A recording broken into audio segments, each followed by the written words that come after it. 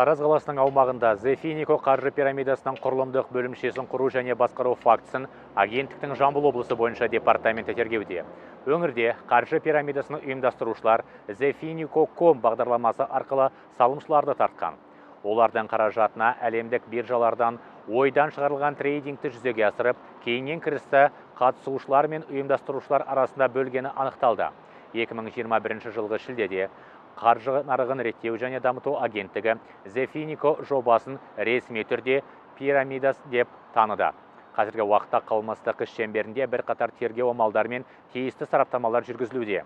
Нәтижесінде қылмыстық іс бойынша процестік шешім қабылданатын болады. Қылмыстық процестік кодекстің 201 бабына сәйкес өзге ақпарат жариялауға жатпайды. Зефинико қаржы пирамидасының қызметінен зардап шеккен азаматтарды Жамбыл облысы бойынша экономикалық тергеп тексеру департаментіне хабарласуын сұраймыз.